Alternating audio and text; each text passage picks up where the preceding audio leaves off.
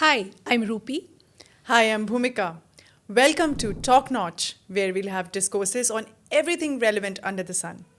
Top Notch is about addressing the unaddressed and insightful conversations. Today's episode is going to be about the unrealistic beauty standards that govern us. We're going to have a scintillating talk on the various aspects like going under the knife, body contouring, and one size fits all mentality. And much, much more.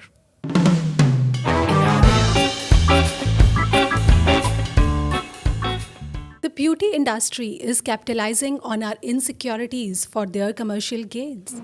Today, plastic surgery is being endorsed as something that promotes self confidence and comes under the wider phenomena of self love.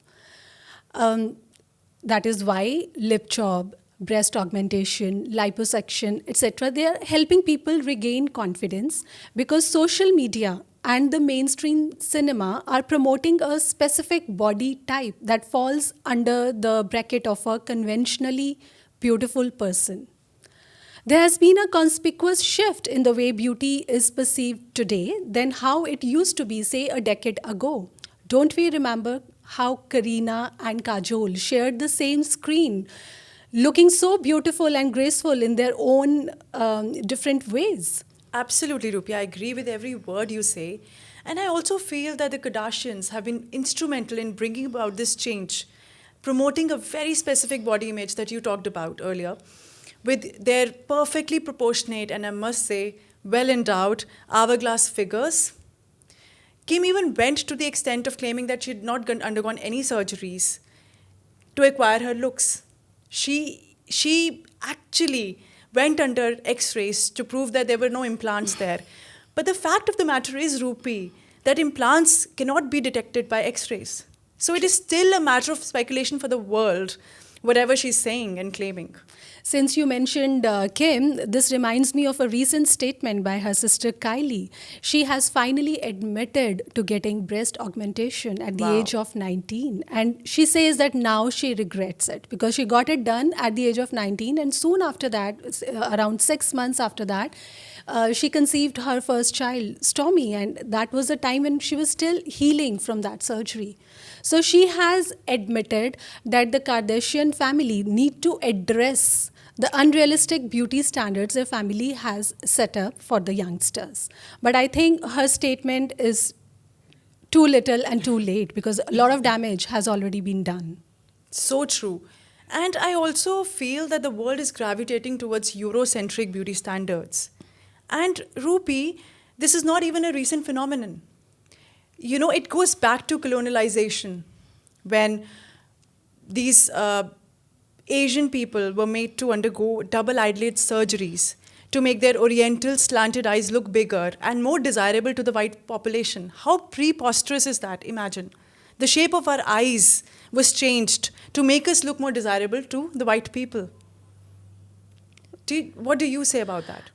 Even in colonialism, mixed breeding was practiced on women so that the future generations would be born with a lighter skin tone. Or don't even start about the lightest skin tones. I mean, Caucasian beauty standards have been reigning and governing us so much that subliminally we just keep working towards them. It could be, it could be lightening our skin tones with foundations, using filters, or even using hair color for a lighter hair look. And even for fuller lips. Yes. If makeup can't help, then you go under the knife. Yes. And absolutely. a chiseled jawline. Yes, so true. And with skin lightening, I'd like to say that Kajol, look at her. Like she's been vehemently denying undergoing any skin lightening treatments. And it is laughable because and she says that her claims are so laughable. She says that it is mere detanning, that, she was just staying indoors, taking a break from her career. That is why there was such a drastic change in her skin tone. But if we draw a parallel with the other females who worked in the industry alongside her, their appearance, their skin tone has not undergone such a huge change. So I find Imagine it so it's bemusing. Her rabid denial of not having undergone any skin tone is actually funny. And imagine it's the same Kajol who made the unibrow look so cool in her first few movies. And I remember at that time she had said that women don't have to go through so much pain for beauty. That was so cool, wasn't it? I wish it adhered to all of those words and that ideology. And at the same time, talking about colonialism and its effects and the double eyelid surgery, I'd also like to bring into the picture Janvi Kapoor. If we look at her pre Bollywood days and now, there has been a conspicuous shift in the way she Huge looks. change, Look at her huge eyes. I'm not going to pinpoint what she's gotten done, but we all can draw, conclusions.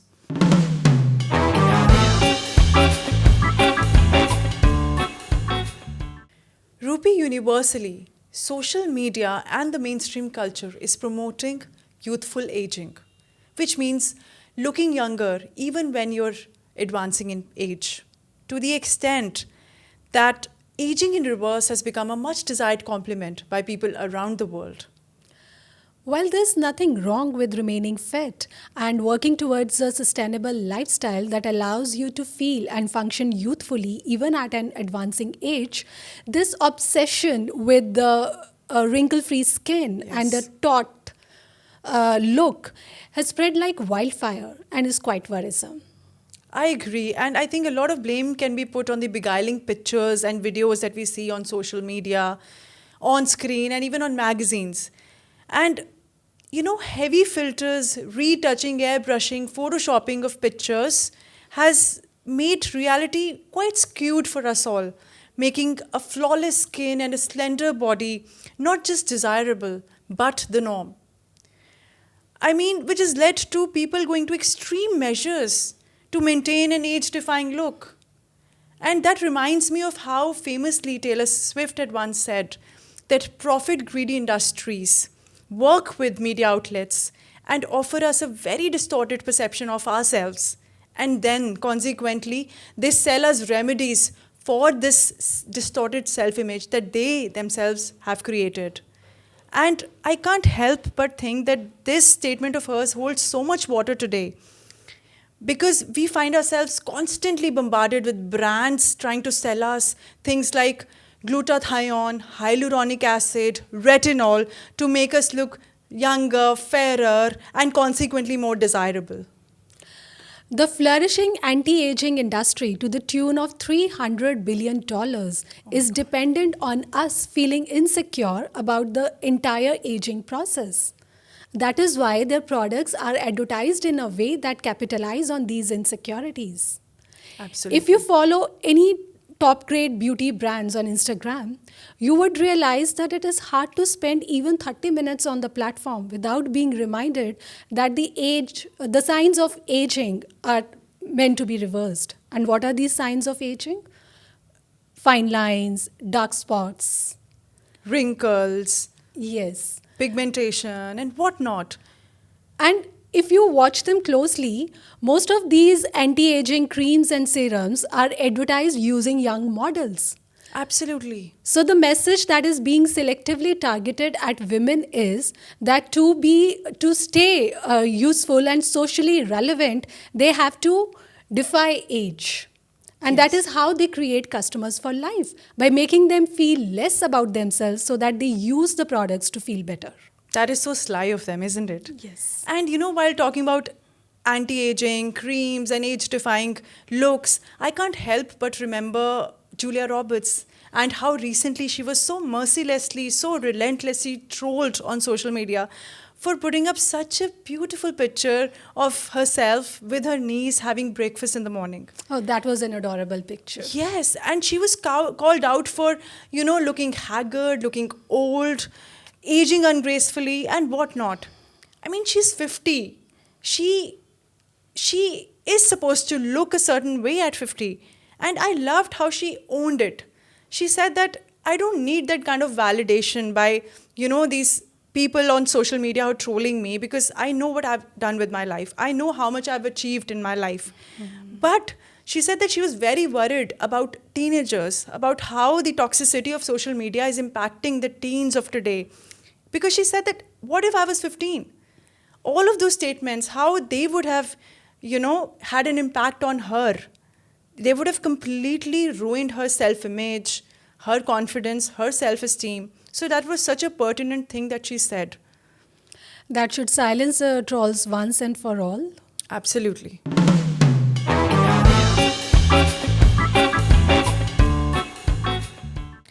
Rupi, remember the Shutterbugs had a field day when Princess Kate stepped out of the hospital mere hours after delivering her first baby, looking the picture of perfection. While the world celebrated her undeniable radiance with perfectly blow dried hair, an elegant dress, and high heels, but the pressure that the new moms feel after delivering their child, that is to bounce back to the bodies and behavior they had before they got pregnant, only intensified. Bhumika, the Shutterbugs might have had a field day, but I had this compelling urge to whisk her away from the cameraman, assure her that at this juncture in life she could just focus on rest and recovery, Yes. make her wear some comfortable slippers and loose joggers, and just catch up on the sleep. And don't forget, feed her loads of panjiri. This pressure to bounce back to the bodies and behavior is not just downright impossible, but is potentially harmful also. Because the Yes. message that the new moms are getting is not to rest and recover. It's the focus is not on how they feel, but how they look. Absolutely. And I so resonate with whatever you've said because after delivering my third baby, I was so big and so like not in sync with the beauty standards that my only foremost thought was to bounce back to my original size. And I'd even called someone who specialized in making shapewear, customized shapewear, for him to take my measurements and make a piece for me so that I can go back to my original size, the one that I had before my pregnancy. Imagine, it was not about recovering or reimbursing my body with all the lost minerals and vitamins that it needed, but it was, getting back, snapping back to my original size. Who started this weight loss Olympics to begin with? I want to kill that person. Obviously, the celebrities who appear on the runways and on the magazine covers looking totally unchanged after pregnancy. Absolutely, Rupi. And we can't forget that they have entire army of personal trainers, nannies, nutritionists, and stylists to make them look this good. Absolutely. I mean, a lot of people attribute the way they look to genetics, but we have to remember that not all celebs have good genes. And, that reminds me of Vidya Balan. How she owns the way she looks, yaar. I mean, she is so great in bringing about a change in this very specific and boxed image of actresses. I mean, she's always talked about her hormonal issues and how she's incapable of losing, certain amount of weight and how challenging it has been for her. But look at her, the kind of movies that she's done, the male-female lead that she has portrayed on Indian cinema. It is commendable. At the other end of the spectrum, we have the celebrities who are resorting to measures like diet pills and surgeries, and some of them even get the child delivered before the final trimester because that is the time when the maximum fat accumulation happens. Absolutely. I mean, their only aim is to, not let the skin stretch beyond redemption. So they actually have the baby taken out earlier than it is required, which is, I don't know, scandalizing. I think we need to rewire our brains so that these new moms who are judged, why are they resorting to all this? Because of the harsh judgment which comes from their family members, friends, colleagues, and the world, the society at large. Rupi, that reminds me of Anne Hathaway and how, after delivering her child, she had to go back to shooting for a certain project. And she was shooting with another actresses also. So she was very conscious about the way she looked, about the flab on her body, because obviously she was shooting with her contemporaries who did not look like her. They had slender bodies, sleek figures. And she very candidly spoke about her first day and how nervous she was walking on the sets and how she was so beautifully received by these actresses. I remember that she said that Beyonce in particular complimented on her weight gain and said, "Oh my God, Mama, you look great. Look at that ass. It looks like mine." Because Beyonce is known for her voluptuous body. Yes. So that made her feel so good, and that really, like, spiked her confidence. And that is the narrative we need. Let's take a moment to acknowledge the changes that happen in a woman's body after pregnancy, because it is not only the uterus that is undergoing a change, but also the foot size, which can increase in width and length. I can vouch for that because my foot size has also increased after my babies. So, being very judgmental, and see how these new moms feel that if they don't bounce back, they would be perceived as being lazy and ignoring, the grooming factor, that they don't look very well groomed and they don't look very active, which is so unfair. Absolutely. And imagine we are talking about looks, looks, and looks, while there is no conversation of postpartum depression or mental health or physical health. The entire narrative is about the way you look. Postpartum depression is real and not much dialogue is happening on it. Absolutely. I know people who've committed suicide because they were suffering from postpartum depression, and I wish they had access to medical intervention. Because of the lack of awareness, nobody talked about it, nobody addressed it, and they ended up taking their life, yaar. Because this is the time when one is functioning without adequate sleep, and there is a new baby who has to be taken care of. So let's be kind to these mothers and assure them that the nature will take its own course. Absolutely.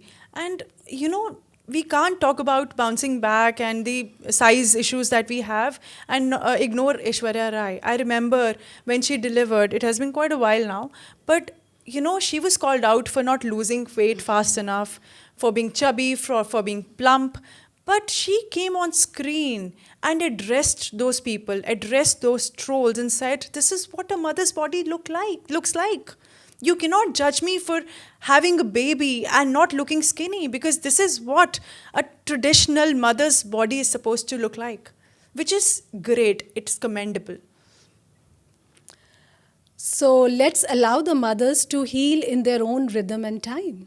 Absolutely. And get their Embrace, strength back yes, rather than getting their figures back. and embrace the bodies that have brought a new life to this world. Absolutely, Rupi.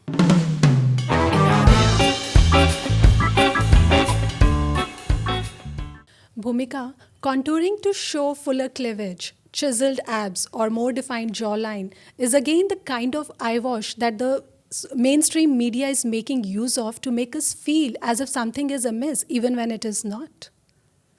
And the women who use deceptive makeup techniques to get higher cheekbones or fuller cleavage are making it difficult for those who don't. And this insecurity stems from the fact that the men who are watching these perfect women on screen are totally unaware of the entire paraphernalia of the beauty industry that pumps beauty into them. Absolutely. I can so resonate with that because, every time I go watch a movie with my husband on the big screen, I nudge him every time a pretty actress is there on screen and tell him, she's got eyelash extensions done. Those are not her natural lips. That those are not that is not a natural cleavage. She's got a boob job done. So, I feel that I have to justify why they look as pretty as they do on screen, because a normal woman, flesh and blood, made of flesh and blood in our normal lives, we don't look that way. And we feel exposed. That is why I appreciate Sonam so much for having the courage to post a picture while in the process of makeup with the concealer on various spots on her skin with a caption that I also need color correction. Absolutely. And that reminds me of the famous quote by Pamela Anderson when she was at the height of her career doing Baywatch, and she was like eye candy for the entire world. That is the time, imagine, at the peak of her career, she said that natural beauty takes 2 hours in front of the mirror every day. That was big of her, I feel. I mean, to be so candidly talking about how hot she looks on screen and the entire process behind it, that was very unheard of at that point of time. Today we still make dialogue about these things, creating awareness about why should not be adhering to or looking up to these women that we see on screen. But at that point of time, it was quite commendable. Also, I feel, Rupi, that we can get procedures done for anything and everything that we desire, be it like a thinner nose, a fuller lips, jaw lines, everything there is a procedure for. But I think that we should not fall prey to what is being shown on screen, because these procedures come with their own fair share of hazards and life threatening circumstances. Like recently, it was a very unfortunate incident when a South Indian actress expired, getting a fairly innocuous and harmless treatment done, something based on beauty only. So it's very unfortunate. So what happens is when these women approach various clinics, they are assured that there are going to be no side effects. And even if you search it on the Google, they are not going to, because not much research has happened. All these are latest developments. So Yes. we need to approach the right person for the right advice. Yes, and that reminds me, Rupi, like after my baby, I put on a lot of weight, and then over the period of time, like over a few years, a span of years, I gradually lost it all. And when I lost it, I had some under eye bags. You know, my face had started looking hollow because of them. So I went to my dermatologist asking her for advice, and she said that, go in for injectables. But I haven't gone in for that, and I have my fair share of reservations because of the awareness, because of reading all the literature about it, and why one should not just take that leap so easily. But I don't think everybody thinks so much. They just, whatever the doctor is saying, they just get it done because it's The harmless. list is endless. Yes. There are derma fillers and there's fat reduction. There are beauty drips. There is skinny drip. Yes. No end to it. There is no end to it.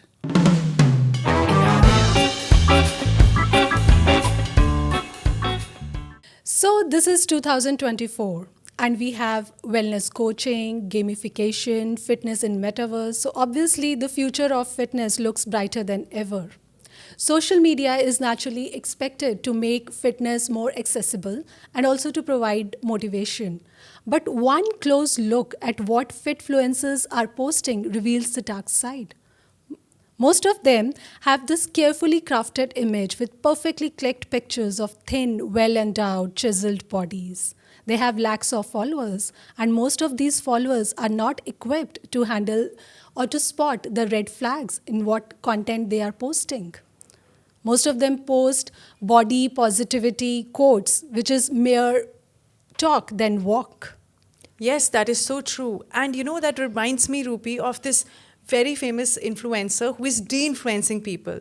Her name is Hannah Barry, and she's actually putting out a narrative and exposing these fitness influencers, as you're talking about them, that they are deceiving people. All of these coaches, these fitness influencers, they are putting out very stringent, very hardcore regimes for their followers to follow to attain a certain size and shape. But in reality, they have shadow coaches who actually perform these routines for them. So what happens is that they start these very stringent, very hard and grinding routines, regimes when it comes to exercising, and they don't actually finish them. There are shadow coaches who finish them for them. But who will spot the red flags, as you said? And the people who are watching them are naturally going to have a lower body satisfaction. Absolutely. And on the other end of the spectrum, we have the fitfluencers who are dying because of overtraining and maybe use of steroids. Yes, that again I'd mention another name. Zahana Diat. She was a vegan raw food influencer, very high on veganism and consuming raw foods, and she had been doing it for years and showing her body. And you can imagine looking at her pictures, she had her nerves popping out, and her bones were visible. She was so skinny, yet she took so much pride in her body, and you would say things like, I feel stronger than ever, I feel fitter than ever. And she passed away, unfortunately, because of the lack of nutrition in her body, lack of carbohydrates. So food which was supposed to be a source of nourishment has now become a source of torment. I heard about an influencer who would throw up after consuming certain bad foods. That's sick. So this is a warning that the fitness junkies need to heed, that not all the advice that is being churned out by your favorite fitfluencer is right for you. Absolutely. See, these influencers do not even have proper education. All they have is dime a dozen diploma.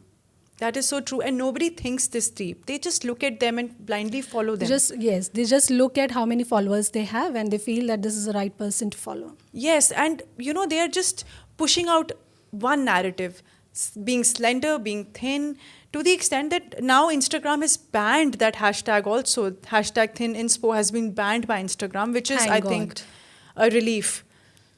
And also, we can't talk about fitness and this viral phenomena of being thin and fit without addressing one size fits all mentality. Right? I mean, there is this very famous, unfortunately, it's famous brand called Brandy Melville, and it caters to young women and teenagers.